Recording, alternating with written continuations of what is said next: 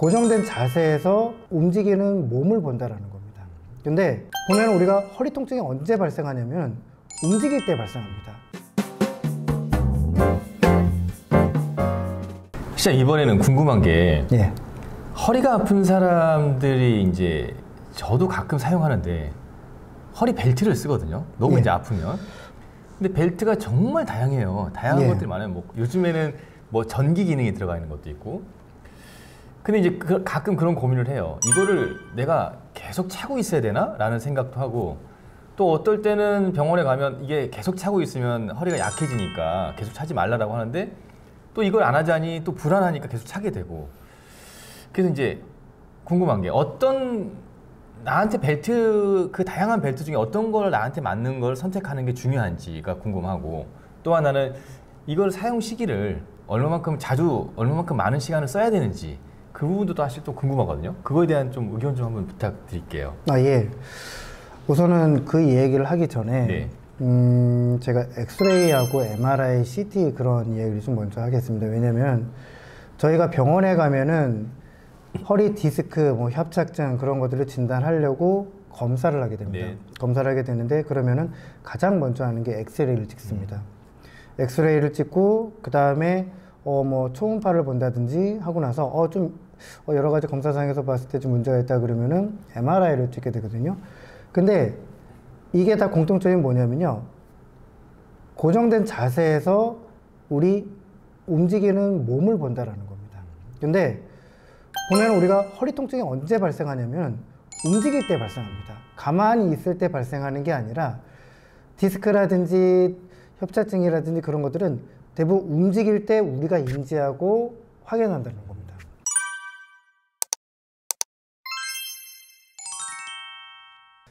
첫 번째, 제가 좀 세 가지로 좀 정리를 해드리겠습니다.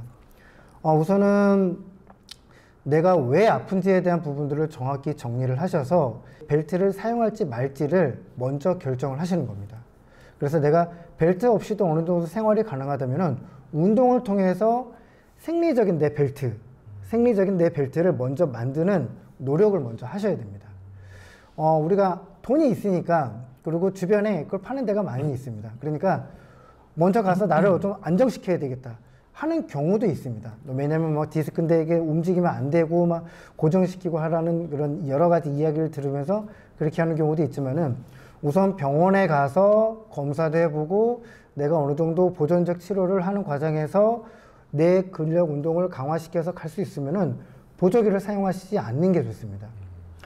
그런데도 불구하고 내가 그런 통증이 있는 상태에서 일을 해야 되는 경우가 있습니다. 지금 두 번째입니다. 일을 해야 되는 경우가 있을 때, 그때는 내가 통증도 있고 움직이면 아픈데 부득이하게 일도 해야 되고 그 다음에 허리에 부하가 걸리는 일상생활이 해야 되는 경우에는, 그때는 복부 벨트를 착용하고 그 행동을, 약간 그 일상생활을 하셔야 된다는 겁니다. 등산이나 뭐 러닝 혹은 뭐 골프 그런 것들은 일상생활이 아닙니다. 일상생활이라는 거는 화장실도 가고 침대에 누워서 책상에 앉아서 이렇게 공부도 하고 그 다음에 집안일 가사일을 볼 때 필요한 것들입니다. 이게 세 번째입니다. 아까 말씀드린 운동도 안 하고 그냥 벨트를 착용하고 이 벨트만 의존해서 그러니까 생활하는 겁니다. 그러면서 발생될 수 있는 게 뭐냐면은, 보조기가 해주는 거는 하나의 그냥 보조 역할입니다.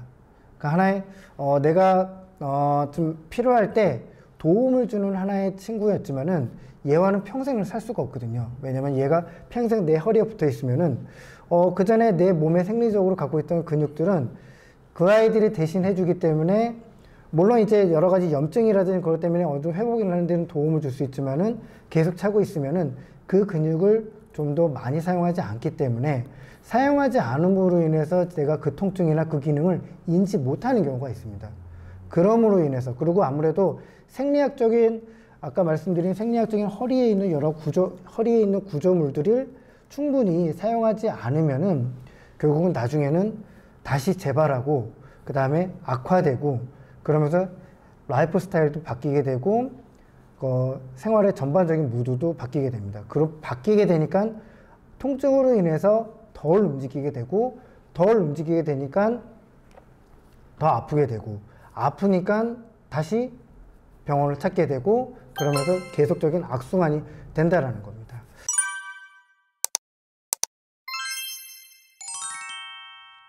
이제 보통 사람들이 이제 허리가 아프면 이제 벨트를 써야 되나, 얼마만큼 사용해야 되나, 또 이제 어떤 벨트 써야 되나 이제 그런 질문들을 제가 드렸었는데 되게 이제 정리를 잘 해주신 것 같아요. 일단은 제가 이제 좀 한번 정리를 해보면 벨트를 사용하기 전에 정말 이 벨트가 나한테 필요한지를 먼저 선택해야 되는 거고, 또 하나는 이 벨트 자체가 벨트가 어떤 요통의 치료제가 아니라 보조용품이라는 거. 그러니까 벨트를 했을 때 벨트를 하고 나니까 실제로 이 치료 디스크가 요통이 해결됐다가 아니라 벨트를 사용하지 않아도 되는 일반적인 상태라면 근육 강화를 위해서 운동이라든가 이런 부분들을 통해서 이제 벨트의 역할을 대신할 수 있는 그런 부분, 그러니까 실질적인 어떤 근육의 벨트를 이용해서 벨트의 역할을 대신할 수 있는 그런 부분들을 이제 말씀해 주셨던 거고, 또 하나는 어쩔 수 없이 일을 해야 되는 경우라면 내 몸에 맞는 벨트를 잘 선택해서 옆에서 보조적인 역할을 할 수 있는 그런 역할을 좀 한다는 게 필요하다는 거였고, 그게 이제 통증이 어느 정도 좀 완화가 돼서 일을 하는 시간이 아니라고 하면 이제 근육을 통해서 나에 맞는, 내 몸에 맞는 벨트를 만들어 주는 게 필요하다라는 말씀을 해주셨던 것 같고요.